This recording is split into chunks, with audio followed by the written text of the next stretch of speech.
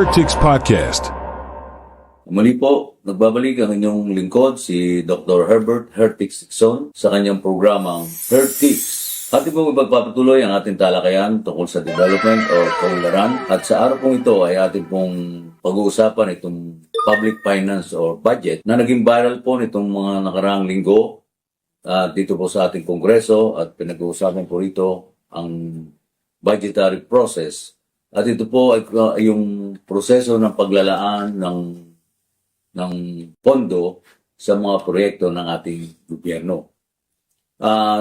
Taon-taon ay meron pong tinatawag na budget message ang ating presidente at dito niya sinasabi o tinatalakay kung ano yung kanyang mga priority project na siya naman tutugunan ng ating mga mambabatas sa Kongreso. Pero bago po lahat, ano po ba itong public finance? Ito ang inilalag dito, yung role ng gobyerno sa ating economy para ma-enhance ang well-being ng mga tao. At dito po rin tinitingnan yung efficient allocation ng resources ng ating bansa at ang distribution of income among citizens, yung equal distribution, tinatawag nating equity, at ang stability of the economy. So ito po ang mga bagay na napapaloob sa public finance na alam po naman natin na napaka-importante. So paano po ang pangunahing pangangailangan ng bansa o mamamayan ay matutunan ng ating national government? Ito po ang tema ng public finance. So yung mga gastos na kailangan para matugunan yung mga pangangailangan ng bawat government institutions, ayan po ang tinatalakay sa budget. Ito, bago po lahat, binabalakas po ito ng executive branch o ng president at ng mga different government institutions o ahensya ng gobyerno at nag-estimate po sila ng mga gastusin na kailangan para maging maayos ang takbo ng bawat different government institution. At pangunahin po dito ay itong mga institusyon na tungkol sa social services, tulad ng edukasyon, health, social welfare, employment. Tinatalakay po rin dyan ang ating yung economic services na that will also help in the economic growth, itong ating agriculture and natural resources, transportation and communication, commerce and industry. So ito po ang mga bagay na makakatulong para umunlad ng ating ekonomiya. At sa ganoon ay matutulungan naman at maisa sa katuparan ng ating gobyerno yung kanyang mga social services na dapat ibigay sa mga mamamayan. At ang mga gastusin ito ay pinaglalaanan ng budget at ito ang pinag-uusapan sa budget hearing. Ang gastusin ito ay pinaglalaanan ng pondo ay base sa development program ng Pangulo o ng ating administrasyon. So sabi ko nga kanina, ito po ay nakasaad sa budget message ng ating presidente. At itong budget message na ito ay ng Pangulo ay naroon na kanyang mga priority projects. At ito ay dapat na ipapahayag at na malalaman ng mga mamamayan para sa ganon, sa pagsubaybayan nila ng budget hearing, ay nakikita nila kung tama ang direksyon na pinag-uusapan dito sa ating Kongreso. At alam po naman natin, ang laging pinag-uusapan na development program ng mga presidente, halos pare-pareho, ito yung ating sinasabi, inclusive growth, equity or equal opportunity, at yung lalong-lalo na yung lagi natin sinasabing to eradicate poverty o kahirapan through people's empowerment. Pero ngayon, kung titignan natin, sa ating mga budget hearing, parang hindi nila masyado itong pinag-uusapan. Yung mga priority programs na sinasabi ng ating gobyerno, lalong-lalo na itong ating programa sa edukasyon, public health, employment, o negosyo. Ito po dapat talaga ang binibigyan ng malaking pondo ng ating Kongreso dahil dito po nakasalalay ang development o pag-unlad ng mga mamamayan. At siyempre po, dapat ding ikinukonsider dito sa paglalagay ng budget, ano ang epekto ng mabilis na pagdami ng ating population. Dahil habang lumalaki ang population, lalong lumalaki ang ating dapat ipondo sa edukasyon, sa public health, at lalo na po sa employment o negosyo para po magkaroon ng tinatawag na empowerment ang ating mga kababayan. Yung ibig sabihin po ng empowerment, yung kaya nilang tumindig sa kanilang sarili at tahakin nila ang future na gusto nilang puntahan. Pero sa sistema po ng ating pampolitika, napakahirap na pagkukulan ng pansin o bigyan ng prioridad itong nasabing priority projects. Bakit po yan? Sa mga mamabatas, ngayon, sa sistema ng ating politika, ay ang kailangan ay survival ng mga politiko. Ito ang kanilang main priority. Sabi nga nila, ano ba ang mahalaga? Proyekto or prinsipyo? Ang gusto ng mga tao, ayan ang problema. Ang gusto ng mga tao ay proyekto, yung kanilang makukuha sa kanilang mga kongresista, yung lalong-lalo na yung mga immediate na pangangailangan ng mga mamamayan. Kaya napaka-popular ng ayuda o pagbibigay ng guarantee letter sa mga tao. At siyempre, kung gusto ng isang politiko na mag-survive, lalo ng mga kongresista, kailangan nilang umayon dito. Kaya parang naiintindihan naman nyo kung bakit sila gano'n ang kanilang nagiging priority.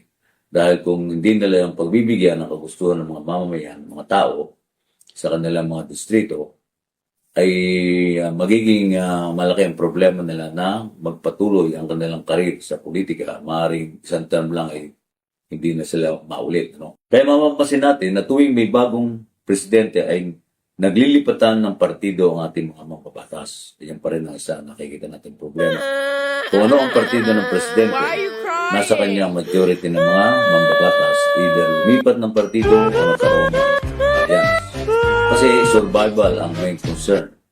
Kasi ang hindi may tatago kahit na pinagbabawal na ang pork barrel, meron pa din ito at naiba lamang ang pamamaraan. Kaya ang mga mambabatas ay lumilipat ng partido o allegiance dahil sa benefits in the form of projects na makukuha nila kung sila ay kaalyado ng ating presidente at kasama sila doon sa tinatawag na majority ng ating Kongreso. Kaya pag midterm election, malakas ang partido ng nakaupong presidente. Pero pag malapit na, matapos ang termino, nagsisimula na maglipatan itong ating mga politiko. Ano? At ayun may lagi nangyayari mga naon pang mga presidente ng ating Pilipinas. At isa pa rin paraan, at nakikita ko na isang paraan para hindi maging ganito ang tema ng ating politika ay ibalik yung two-party system at ipagbawal ang tanpotism o yung paglipat-lipat ng partido ng ating mga politiko. Kung saan sila naroon na partido, doon na lamang sila at gawing mahirap ang paglipat-lipat. Para sa ganun, matututukan nila kung ano ang mga adhikain ng bawat partido na kanilang kinaagiban. At ang isa pa rin, kailangang i-review natin ang ating party list system. Supposedly, nire-represent nito ang marginalized sector of our society, pero sa ngayon, ito ay subject to abuse. Ano? Wala na yung marginalized. Ano? At makikita natin yung mga kilalang pangalan sa politika, sila din na nasa party list system. So kaya ko po nabanggit itong ating sistema ng politika. Ito po ang nagiging dahilan para hindi mabigyan ng talagang yung focus ng ating mga politiko, yung mga development projects na para makatugon doon sa tinatawag natin pag-angat natin from undeveloped to developed country. Dahil nga, ang ating pinag-uukulan ay pangmadalian, hindi yung mga sustainable project na mag-aangat sa buhay ng ating mga mamamayan. So with the way Congress is handling the budget formulation, mahirap ang ating bansa ay maging developed country. Iyon po. Mahirap talaga. Dahil sa paggawa ng budget, political survival ang nagiging tema o nagiging babaw. At dahil dito, mahirap ding sisihin ang ating mga mambabatas dahil iyan po ang gusto ng ating yung mga tao na yung mga ating mga botante, ika nga.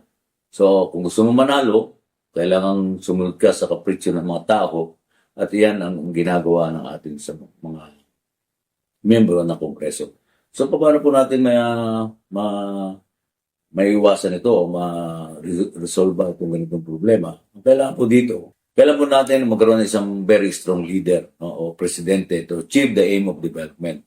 Strong leader that will really try and will be focused to end the cycle of poverty.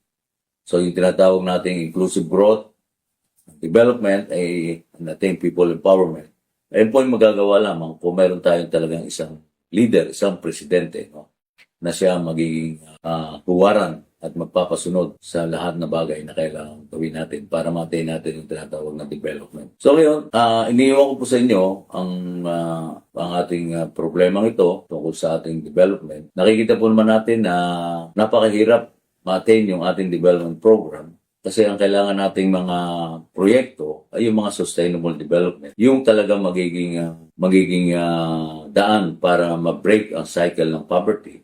Pero ngayon po ang nagiging popular ay yung mga programa na para lang sa panandaliang solusyon sa pangangailangan ng mga tao, yung nga pong ayuda, yung ating guarantee letter, at yung pong 4Ps, yan pa, isa rin, no? Hindi naman masama yan, pero dapat ay meron po tayong kaukulang programa na para naman sa ganun ay mabigyan ng hanap buhay o pinagkakakitaan itong ating mga kababayan. So, iniiwan ko po sa inyo itong problemang ito sa tingin niyo po paano natin na ma-attain yung tinatawag natin development, yung ma-break ang cycle ng poverty. At ang isa pa nga rito ay yung ating tamang proseso sa budget, ang tamang paglalaan ng pondo para doon sa mga talagang kailangang programa para matugunan itong sinasabi natin breaking the cycle of poverty.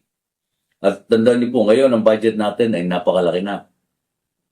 Ngayong taong ito, ina-adjust ang ating budget, 2024, 5.832 trillion pesos. Dapat po ang binibigyan priority ang edukasyon, public health, saka employment. So ngayon po, at sabi ko nga,